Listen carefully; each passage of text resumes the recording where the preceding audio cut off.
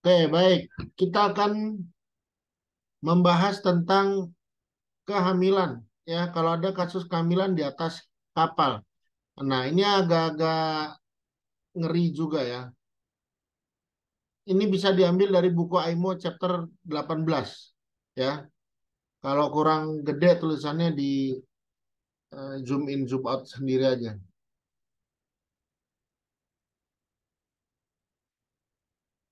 Ya, oke.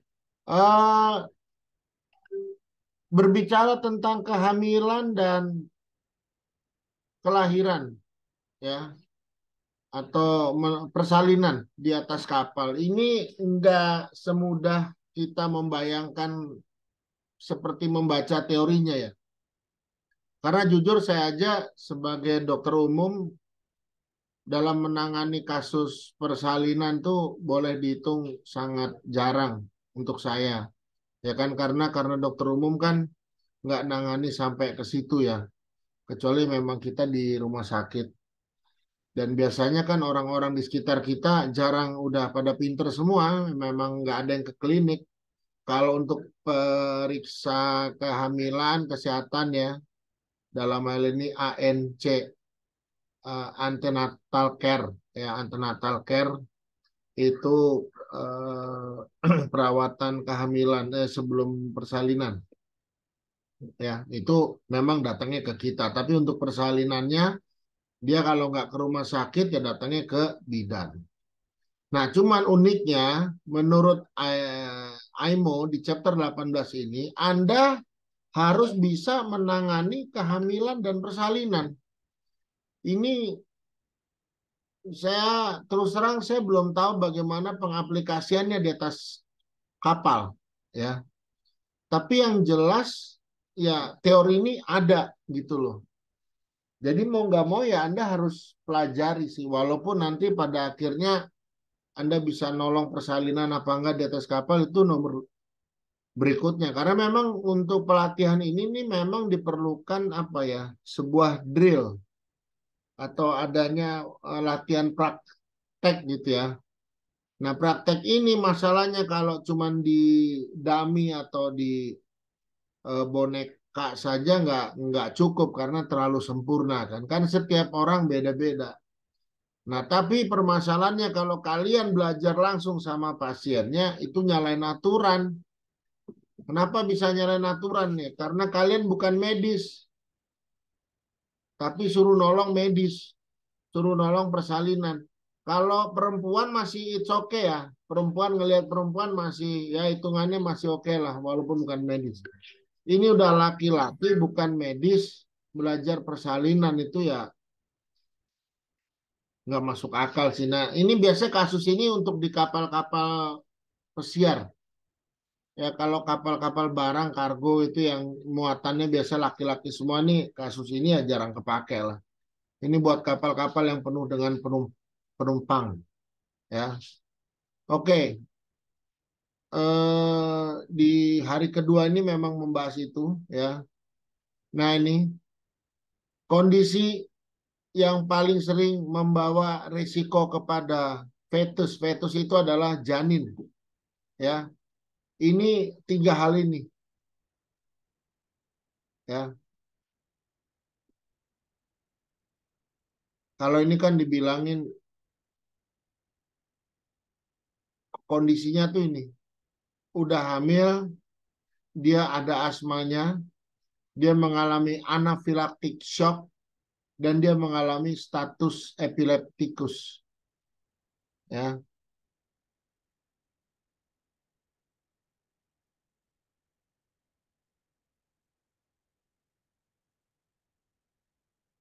ini ada di sini gimana cara mindahinnya ya?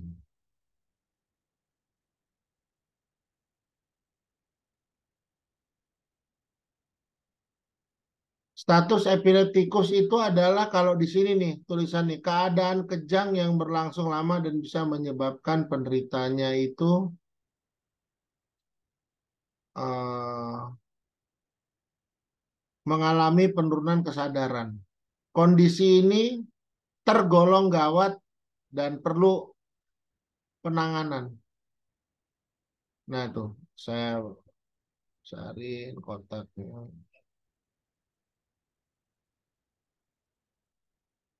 Ya, ini tentang status epileptikus. Saya taruh di grup aja, ya. Saya taruh di grup.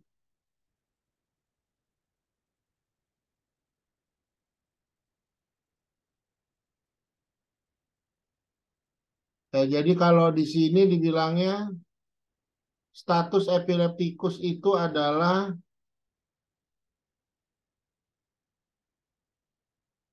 keadaan kejang yang berlangsung lama dan bisa menyebabkan penderitanya tuh mengalami penurunan kesadaran. Jadi memang ada gangguan di listrik otaknya itu. Kondisi ini tergolong gawat dan perlu penanganan medis darurat karena dapat menyebabkan kerusakan otak dan berakibat fatal. Bayangin aja, saya mungkin memang kurang pengalaman ataupun boleh dibilang cukup pengalaman ya, terserah pendapatnya gimana. Tapi kalau disajikan kasus ini, kayaknya saya juga bingung gitu loh. Cuman kalau memang seperti ini, peraturan yang mendasar itu adalah harus menyelamatkan si ibu terlebih dahulu, baru anak. Ya, peraturannya itu seperti itu, gitu loh. Ya kalian berharap dari sekian banyak kasus nggak nggak dapat yang seperti inilah, karena ini nggak pusing, ya. Penanganan status epileptikus kejang harus ditangani terlebih dahulu bila berkembang menjadi status epileptikus. Berikutnya adalah langkah-langkah penanganan kejang yang ada di rumah sakit. Memberantas kejang itu dengan dia zepam. Ada nggak? Sebenarnya kalau untuk di kapal pesiar harusnya ada tuh, ya. Karena itu eh, umurnya kan dari kecil sampai dewasa ada semua. Terutama yang kecil tuh, anak-anak di bawah 6 tahun.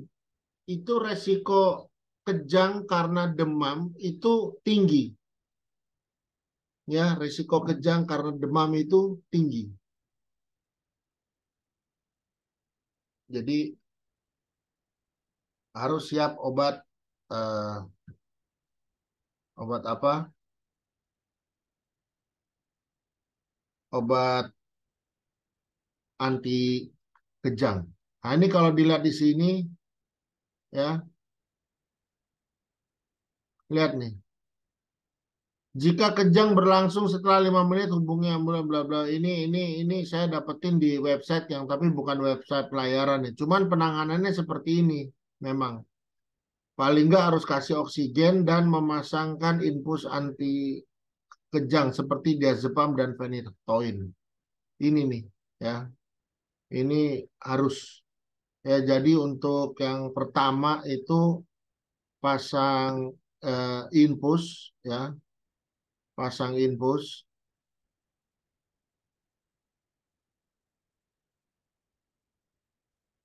oksigen ya. Ini sebelum infus obat anti kejang. Apa obat anti kejang? Contohnya, contohnya adalah dia zepam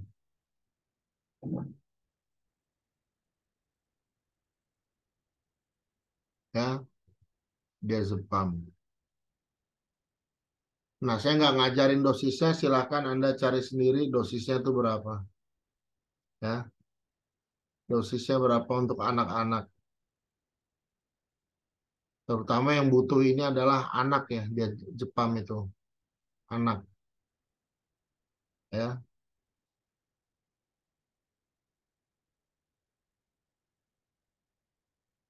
Bentar. Oke, berikutnya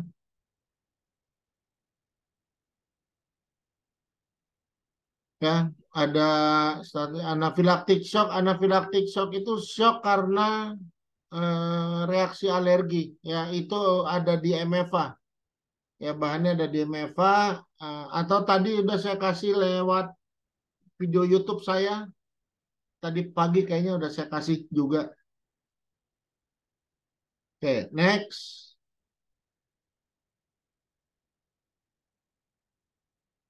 Nah, Anda mesti mengalami proses atau terjadinya keguguran, ya, keguguran. Vaginal bleeding during pregnancy, ya. Pendarahan di vagina pada saat kehamilan.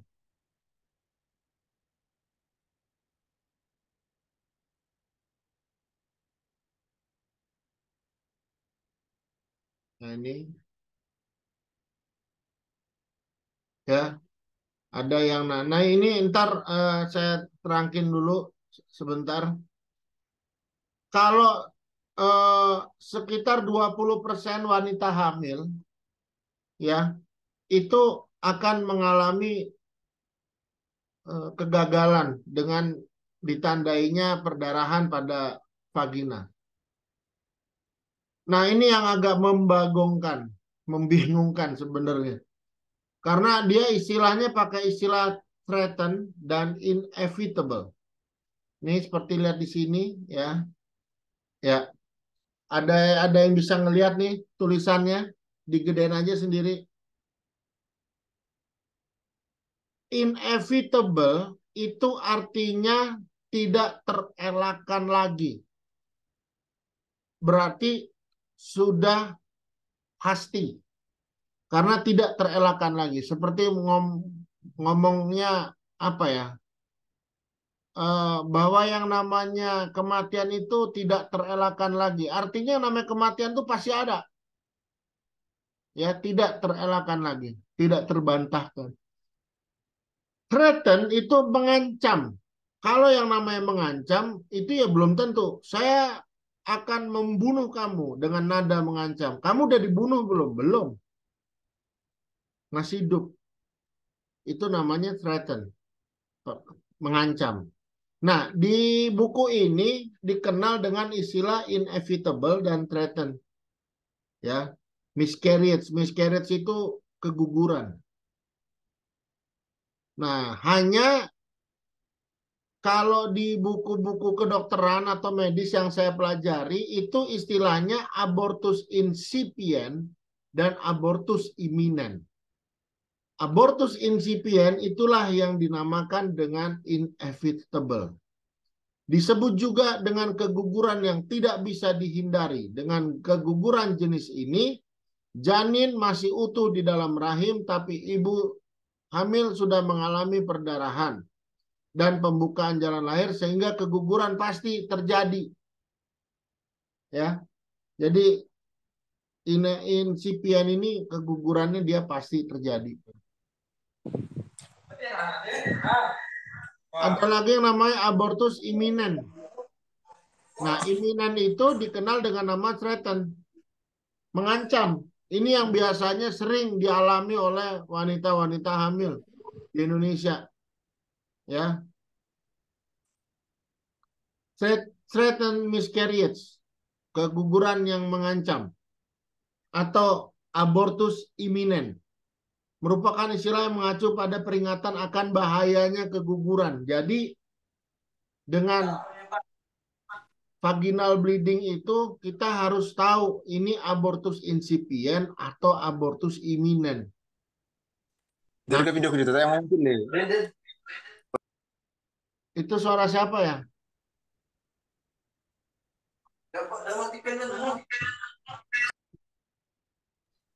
Betul. Mic-nya bisa dimatikan dulu. Mic-nya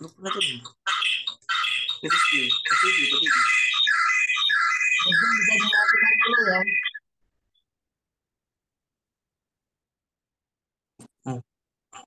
Oh, tak matiin sendiri lah. Nah, udah. Ya, ya. Abortus imminent dan abortus incipient, ya. Udah. Nah, jadi tapi kalau secara teori, ya, perdarahan pada vagina itu merujuk pada 3 hal. Threaten, inevitable, dan ectopic pregnancy. Oh ya, lihat di sini dia bilang threaten dan inevitable itu dipakainya or bukan and. Berarti ini sama. Padahal sebenarnya ini tidak sama. Kalau di Indonesia, saya nggak tahu gimana nih saya ngomongnya nih. Sebenarnya harus harus minta minta tolong sama spesialis memang untuk menjelaskan hal ini. Tapi sepanjang ilmu pengetahuan saya ini yang bisa saya jelaskan. Nah, yang kedua ada yang namanya kehamilan ektopik. Ya, kehamilan ektopik. Apa itu kehamilan ektopik? Let's see, sebentar dulu. Ya, ini dia. Kehamilan ektopik. Mana ya contohnya yang bisa dipakai? Oke, contoh ini aja lah dulu ya. Aduh, ini gambar terlalu rame amat ya.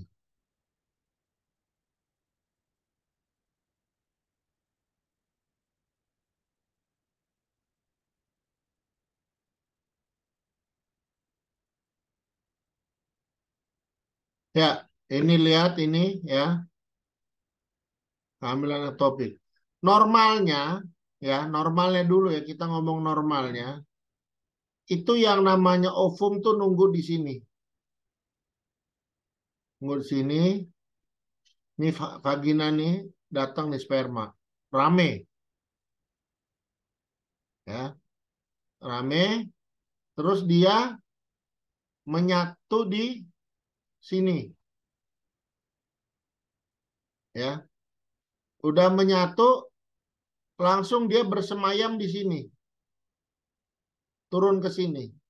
Yang nantinya akan berkembang menjadi janin, ya. Kira-kira seperti itu. Normalnya, ya. Kehamilan ektopik itu kehamilannya berkembangnya tidak di situ, tapi di tempat lain. Di mana? Sebentar. Bentar ya. Contohnya di, aduh, kok susah banget.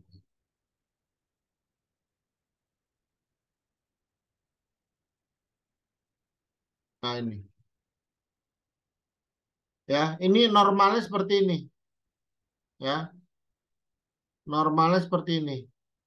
Dia berkembangnya di dalam sini. Ini normal, ya. Nah, yang tidak normal, ya, sekalian aja digambar di sini. Yang tidak normal itu dia berkembangnya macam-macam. Ada yang di sini, ada yang di sini, ya. Ini kiri kanan sama lah ya. Ada yang di sini, sini. Nah, tapi ada juga yang di sini, dalam perut nih, ya. Nah, untuk yang ini, khusus untuk yang ini, ya, kalau dia hamil dengan hamil ektopik seperti ini, kalau ini dari samping ya, kalau gambarin ibu hamil dari samping ini payudaranya, ini perutnya, gitu ya. Kira-kira saya nggak bisa gambar ini pentilnya nih. Nah, ya sini. Tapi kalau yang hamil ektopik gambarannya ininya kayak gini, ya. Ini perutnya begini, menggantung begini. Nah, paham nggak? Bisa dibayangin nggak? Ini perutnya dia menggantung, ya. Karena dia memang bukan di rahim, di perut dia, ya, di perut. Ya, jadi kalau kehamilan ektopik ini, ya ini contohnya ada di sini nih.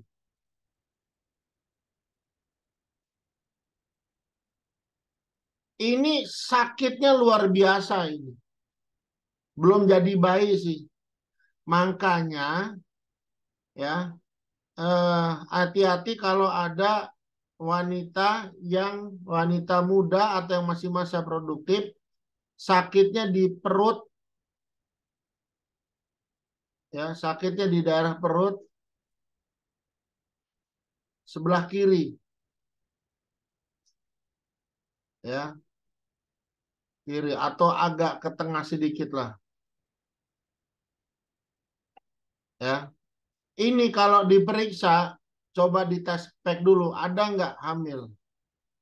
Kalau dia sakit dan dia hamil, kemungkinan dia mengalami ektopik. Nah, apa bedanya yang ini ada di sini nih, sama di dalam di sini. Kalau yang ini orang bilang kehamilan ektopik terganggu. Yang ini kehamilan ektopik tidak terganggu. Kenapa nggak terganggu? Ini nggak ada rasa sakitnya nih. Cuman bentuknya memang aneh gitu loh. Kalau yang ektopik yang terganggu itu sakitnya tuh luar biasa. Sehingga kalau dipegang ya, si perempuan pasti akan langsung menepisnya seperti ini. Gitu ya. Oke, next sebentar. Ya itu ektopik ya, itu harus Anda bisa eh, bedakan tuh. Ya, jadi kalau menurut WHO yang namanya miscarriage atau keguguran daripada satu kehamilan ya, yang namanya miscarriage itu adalah berakhirnya janin, ya berakhirnya janin di mana dia sudah berkembang pada where it can live in the dalam sudah berkembang dalam posisi yang bebas dari ketergantungan, independen ya, sudah tidak tergantung lagi. Artinya yang namanya keguguran itu paling nggak memenuhi kriteria berat badannya 500 gram, umur kehamilannya 20 sampai 22 minggu. 500 gram tuh kecil banget loh. Kayaknya lebih kecil daripada anak tikus kayaknya, atau sebesar itulah, sebesar anak tikus itu. Ya, kecil, kecil, kecil banget ya. Nah, ini yang harus kalian lakukan kalau ada miscarriage, kalau ada kemungkinan keguguran ya. Ya, kemungkinan keguguran ya. Anda ini tadi udah saya terangin semua inevitable threaten ya. Nah, what to do? Apa yang harus dilakukan di atas kapal? Ini yang penting. Ya, siapkan evakuasi. Berikan ceftriaxone 2 gram intramuskular. Jadi namanya suntik itu ada intramus. Ini sebenarnya. Saya kasih sebentar. Ntar saya kasih. Dengerin aja dulu. Ya, dikasih ceftriaxone 2 gram secara intramuskular. Lanjut lagi 2 gram. Jadi sehari boleh 2 kali dalam 1 hari dengan jarak 12 jam. Ketika terjadinya perdarahan yang parah atau meningkatnya perdarahan disertai dengan abdominal pain, dengan nyeri pada abdominal atau perut, tetapi tidak ada demam, ya, tetapi nggak ada demam, ini ya siapkan evakuasi dan di pulse monitornya atau gimana nih, kemungkinan ada terjadi kematian jaringan udah ya, kematian jaringan. Oke, dari cara menyuntik itu eh, cara menyuntiknya itu seperti ini. Ya, jadi memang untuk cara menyuntik itu beda ya. Cara injeksi,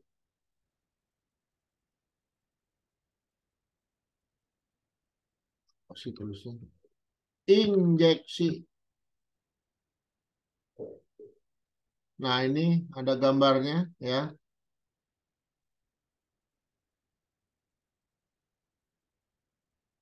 Oke, sebentar.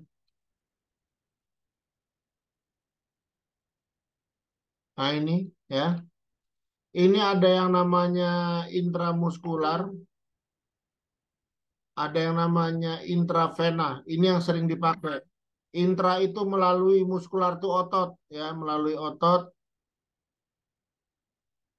Ini melalui vena. Vena itu adalah pembuluh darah yang menuju ke jantung, ya. Ini ada yang biru-biru nih di sini.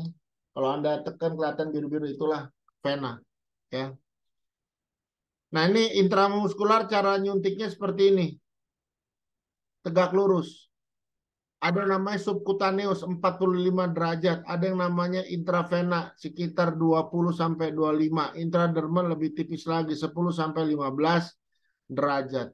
Kenapa dia seperti ini? Karena dia mau menggapai uh, venanya yang agak masuk ke dalam, ya. Memang ini agak-agak susah. Paling gampang nih sebenarnya ini tinggal jelek aja, tapi ini juga ada aturan mainnya. Ada aturan mainnya, ya. Kalau nggak salah di hari keberapa ya diajarin, hari ketiga besok atau hari keempat gitulah, agak lupa saya. Berikutnya sebentar, masih sebentar lagi. Oke, ini tentang penyakit-penyakit yang ada yang biasa tapi ini nggak gitu dibutuhkan, ya. Ini managing the early stage of childbirth, ya, jadi awal persalinan, ya. Persalinan saya nggak ngajarin banyak karena saya juga nggak berharap ada seperti ini. Jadi kalau kalau di sini memang diajarkan bagaimana caranya menolong persalinan, menolong pasca persalinan bayinya nih, sama merawat bayi setelah persalinan. Delivery itu persalinan, ya. Itu dikasih tahu teorinya di sini, ya. Sama yang satu lagi care for the mother, ya. eh, Merawat atau ya merawat ibunya setelah persalinan, ya. Terus harus juga Anda tahu yang namanya postpartum hemorrhage, perdarahan pasca persalinan. Ada kemungkinan terjadinya perdarahan pasca persalinan. Itu apa yang harus dilakukan nanti, ya. Mungkin kalau yang ini bagiannya, karena di atasnya MC itu masih ada manajemen medis kapal, tapi itu untuk taruna, ya. Itu untuk taruna memang, ya.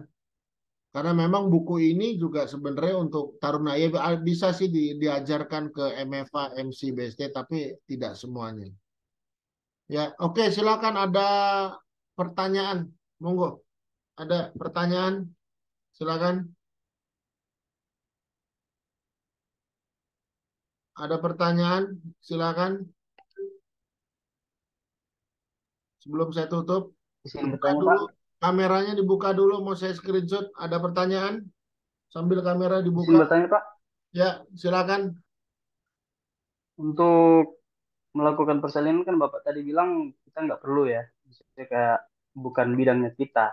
Sebenarnya bukan nggak perlu sih, cuman ya perlu Pak. Cuman nggak bisa dipelajari langsung di sini. Anda juga mesti Oh ditambah nggak bisa. baca-baca dari literatur lain. Oke, lanjut terus. Kenapa? Eh, Kalau dalam keadaan terdesak, apa bisa kita melakukan persalinan Pak? Sebenarnya kalau Membantu gitu. sertifikat MC seharusnya sih sudah bisa dilakukan. Sudah Tapi bisa.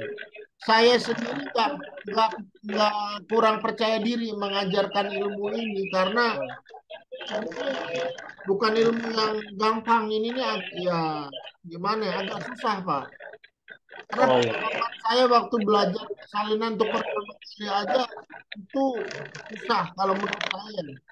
Mulai bagaimana caranya Anda menenangkan pasien, membersihkan pasien, lalu menentukan pembukaan, menentukan mulainya persalinan, infartu.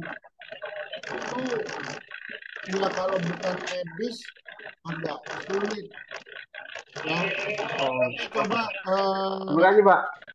ya, Itu aja Pak. ya. Baik, ada lagi pertanyaan?